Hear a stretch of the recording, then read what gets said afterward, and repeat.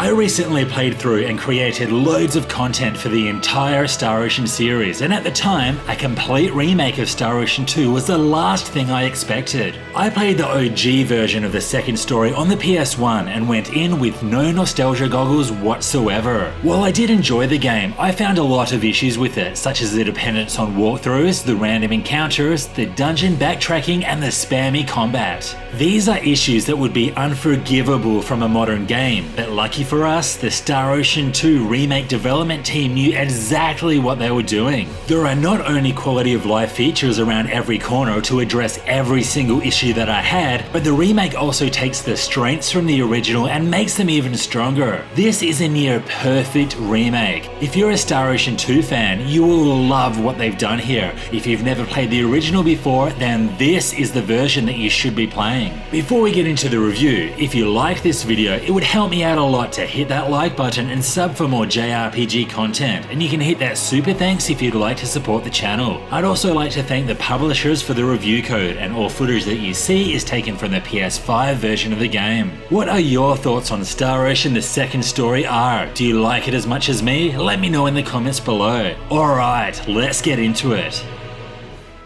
The first thing I'll say about this remake is that it looks beautiful. It's not quite the 2D HD that we've seen from other Square Enix retro-inspired titles, but it looks just as good. The backgrounds look very similar to the pre-rendered style from the PS1 era, except that they're 3D with a fixed camera that follows the player. It was just a treat seeing some of my favourite locations reimagined. The new portraits also look amazing and are a huge step up from the portraits from the previous versions of the game, which looked kinda strange. Then there's the soundtrack, which has been rearranged by original composer Motoi Sakuraba with brand new and remixed tunes, and it all sounds so good. Well, actually, to be completely honest, not everything sounds great. The voice acting is pretty bad. This remake takes the English voices from the PSP release, which were very hit and miss. Most of the time, it sounds like the voice actor has simply recorded their lines with zero context. Some of the characters even sound like something you'd expect from an AI voice generator.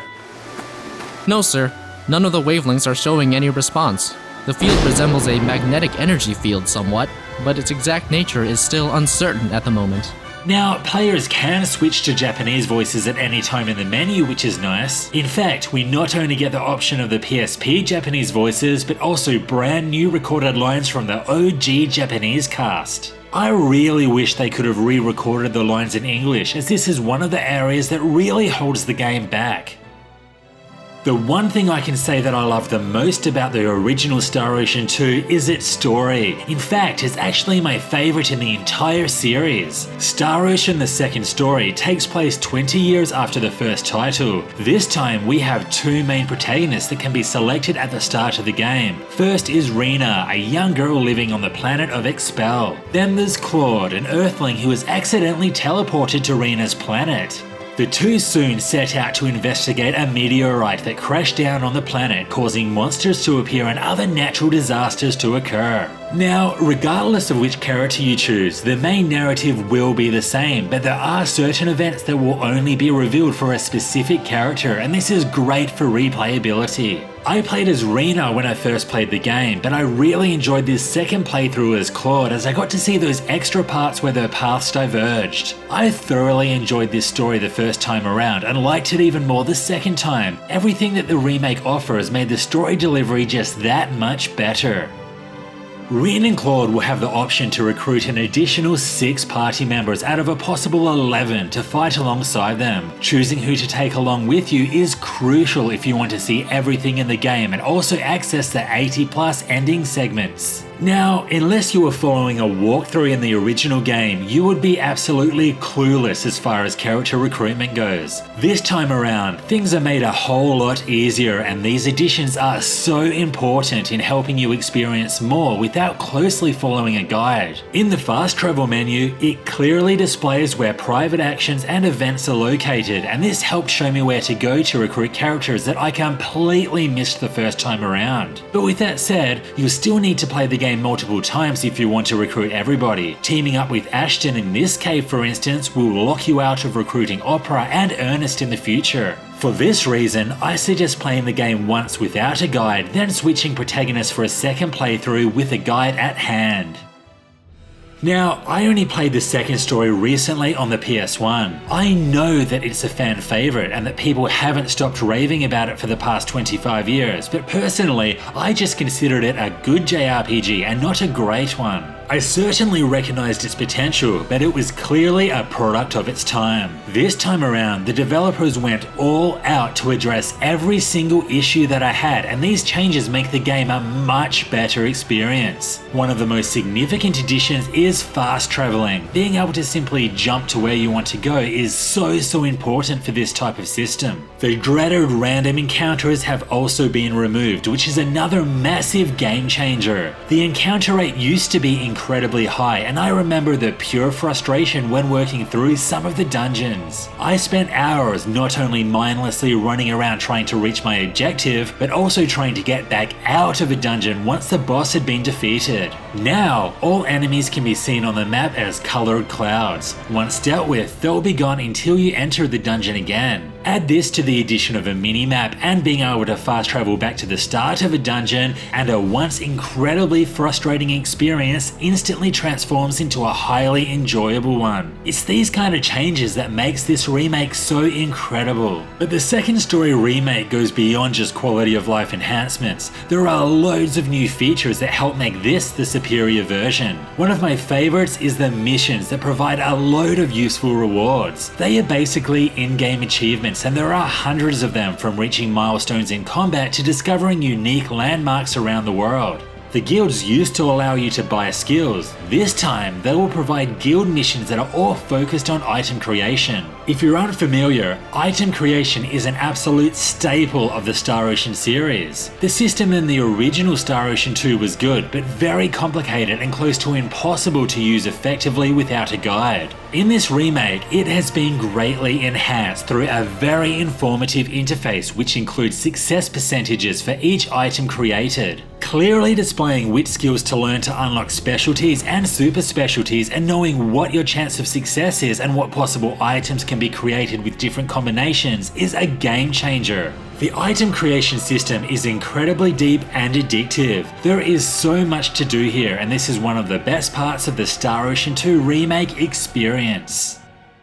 Now, let's get into the combat. There has been a complete overhaul here in terms of improvements and new mechanics. You run around the battlefield controlling one character at a time that can switch between all four on the fly. The basic controls include stringing together a combo of melee attacks, using one of two currently equipped battle skills, or slightly jumping backwards, which is something that I never found useful. The spellcasters can select from a list of spells to use, and the best news is it no longer pauses the battle to unleash. There has also been a huge improvement to the enemy targeting system, meaning you're less likely to be running around chasing your enemies like a madman. Enemies also have a break meter, which is represented by multiple shields above the enemies' heads. When broken, you'll be able to dish out loads more damage without being attacked. Another new mechanic here is the ability to call on reserve characters, or even those from other Star Ocean games, in battle. When their gauge is full, they can jump in for a quick attack, which is a nice little addition.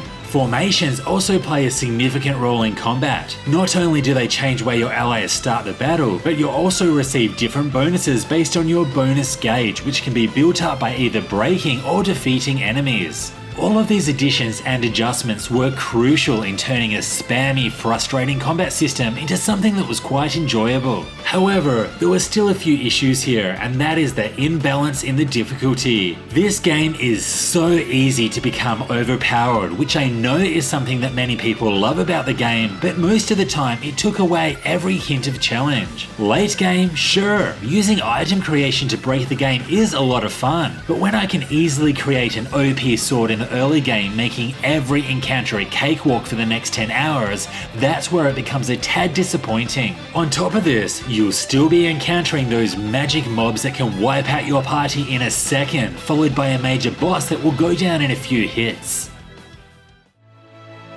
Star Ocean: The Second Story Remake is one of the best remakes that I've ever played. The original game had its strengths, but also plenty of issues, and the devs knew exactly what they needed to do to reimagine the game and make it the best it could possibly be. The remake looks and sounds amazing. The new graphical style was perfect and really retains the feel of the original. The re-recorded tracks also sound better than ever before. It's just a shame that the voice acting is very hit and miss. But the real game changer here is the plethora of quality of life improvements that can be found everywhere. This makes the many frustrations that I had with the original a thing of the past. I also have to praise the new features, particularly those found in combat. This makes the battles a lot of fun, even if I did find the game incredibly imbalanced through the majority of my journey. At least the mechanics to actually get OP was a blast. There is so much depth to the item creation system, and playing around with everything on offer has never been more enjoyable.